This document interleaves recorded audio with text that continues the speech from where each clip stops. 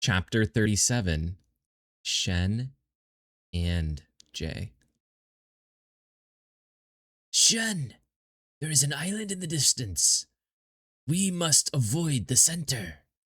We will paddle to the left and go around.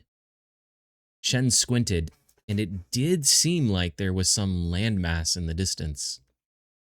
The clouds did not return until they were passing the island. As they had gotten close, the backdrop of stars revealed the shadow of a volcanic island that had been sundered in half. A dark channel ran down the middle that the aquatic wildlife had mostly avoided. Shen was curious about what would have happened if they attempted to sail through, but he didn't give voice to his thoughts. Once they passed the island, Nakamura allowed him to rest, and he quickly nodded off. Achievement, Intimidation. Achievement, Mischief Maker. Achievement, Kidnapper. Class, Thief, obtained. Thief, level 1. Skill, Lesser Perception, obtained. Wake! Shen opened his eyes immediately to blinding light, and he squinted for a few moments while they adjusted. In front of the raft in the distance, he could see islands. His eyes shifted next to Matt. They had left him sitting up the entire night. His eyes were open but drooping. His lips had started to crack, and some drool trickled out of the corner of his mouth. Look! We are being pursued! Shen's eyes glanced at Nakamura's wrinkled face for a moment and then turned to look back. There it was, the other raft, its raggedy sail somehow catching the wind. Still too far to see any fine details, but it looked like 4 or 5 people on there. Shen wasn't sure, but they seemed to be gaining, which only made sense since they actually had a sail. Well, don't just sit there, start paddling! We need to make it to one of the islands before they catch up! Nakamura looked at Matt with a glint in his eye. Today you will learn, Shen, why I lead and you follow. 2 hours of paddling and Shen's arms burned. The islands had started to loom closer, and he could now see 6 of them arrayed in front of him. The current would take them very close to one that was small, easily an eighth the size of the tidal womb island. The foliage was so thin, Shen thought he could see straight through to the ocean beyond. No, not that one. There. Nakamura pointed to a slightly bigger island that had a decent jungle on it. The one he pointed to was much bigger. It had a small beach that gave way to a saltwater marsh. Faster! We don't have much time. The last chance was indeed catching up as Jacob, Ina, and Lou wrapped up their interview. Lou had been born in Japan, and he was a history professor. One of his children lived on Hawaii, and he was going to visit for a vacation. Among other things, he had received the fencer and teacher classes. He wanted to join the crew because he thought it was best if they stuck together. Getting home was also a priority to him. He wanted to see his grandchildren again. Jacob was just about out of questions and was getting ready to prompt Ina to ask one herself. He could tell she had been surprised and nervous to be included in the process, but he thought it was important that she start to learn. He also thought it helped break the ice with the other survivors. She seemed to be getting more comfortable with Manu and Lou. The vibe with her and Jessica was odd, and the jury was still out on Brennan. Brennan's now constant humming seemed to be the only thing keeping the bees in check after the pillaging of their precious jelly flowers. Okay, Ina, what would you like to ask him? Ina pursed her lips, furrowed her brow, and then leaned over and whispered in his ear. It's a professor. Jacob raised his eyebrows. One moment, please, he said to Lou. There wasn't much room on the raft, so he just rotated around to face away from Lou, and Ina did the same. Their shoulders touched as he leaned in and whispered. Professor is like a teacher for adults. They are very wise and teach advanced topics to their students. Ina's eyes widened. Okay. Then she turned around, adopting a more serious expression and tone. Okay. Lou, the question I want to ask you is, how do you think you would perform as the ship's professor? Jacob's eyes went wide and the corners of his mouth threatened to rise. Manu stifled a deep chuckle as he held the sail. And even Jessica, who hadn't been paying attention for most of it, cracked a smile and shook her head. Ina didn't notice. She was quite serious and laser focused on Lou. Lou, to his credit, reacted as though this was the most normal question in the world. To be honest, I don't feel I know enough about this world yet. As long as you don't hold that against me, I am more than happy to teach anything I know. I have already agreed to try to teach Manu how to parry. Jacob nodded and opened his mouth to speak, but Ina continued. Okay, then we don't see the need for any further interviews. The position is Professor of the Last Chance. You're welcome. Ina finished abruptly with a smile and started to clap. Jacob was surprised for a second, then smiled and joined in, as did everyone else, except Brennan, who was still humming.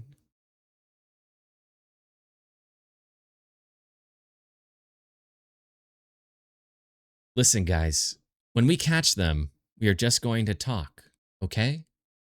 Jacob looked at Manu, who simply cracked his knuckles. Right, bro. Talk. Sure. As long as they give us back our stuff and the disabled guy is okay.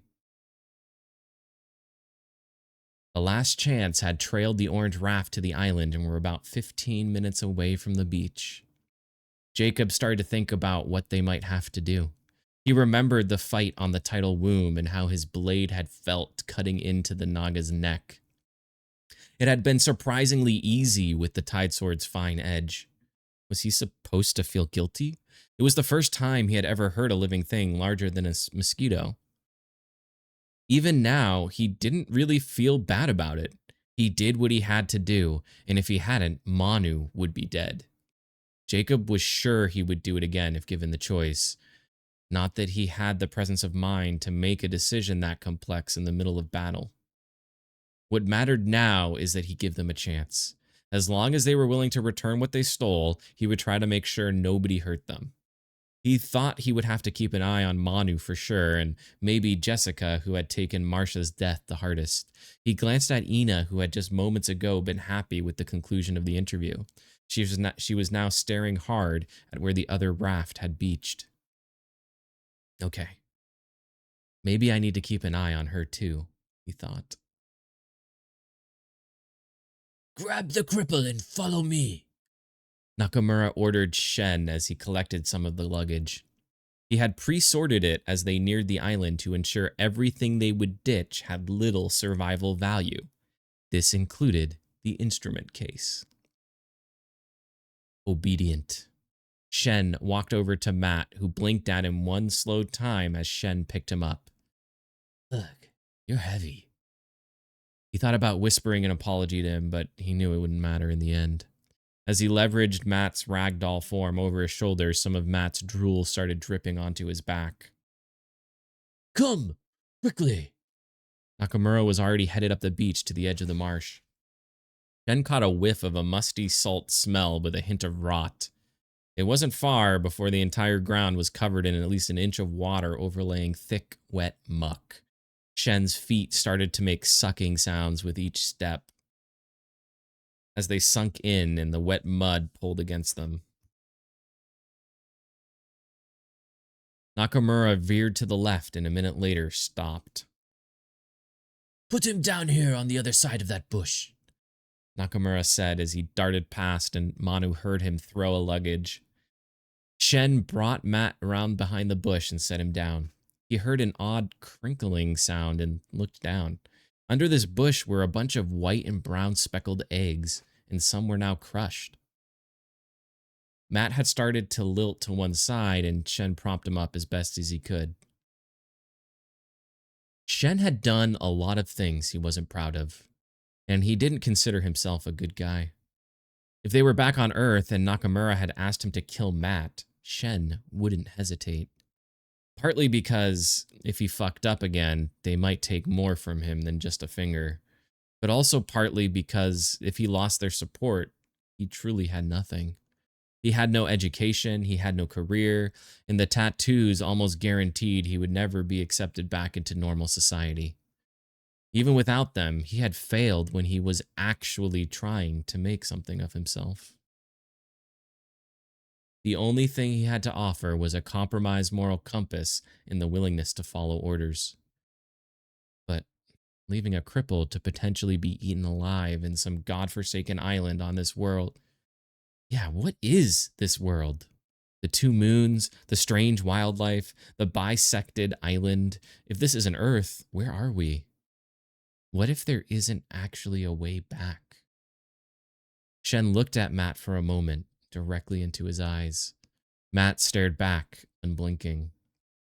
He felt Matt's presence for the first time as an actual person.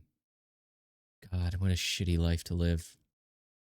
Shen heard Nakamura throwing the last luggage, and he bent down and picked up one of the eggs. He got low next to Matt's ear. Look, man, I don't like this.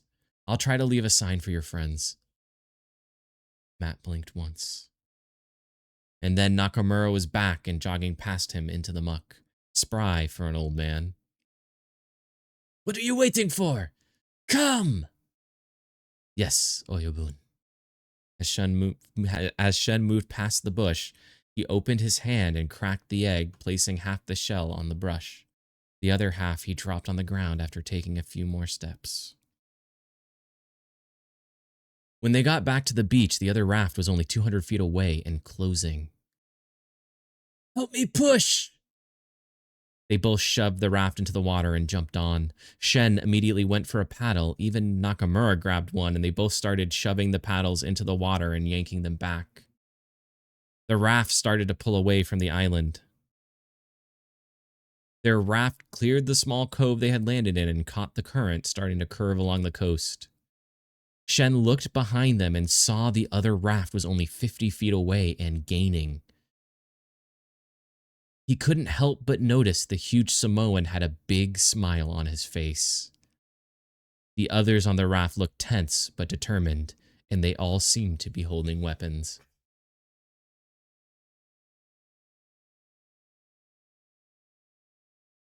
You better not expect me to join the boarding party. Brennan immediately went back to humming for a few seconds. If I don't keep these bees in check, we'll have bigger problems. That's fine, Brennan. Jacob looked around at everyone. Look, first we are going to just talk. He glanced at Jessica. Our first priority is to make sure Matt is safe and then try to get our stuff. Jessica nodded. Jacob held onto a bundle of bamboo in one hand and the sail in the other. He didn't want to use the sword for this confrontation. He took in the view. Manu had a crazed look in his eye and a big smile on his face.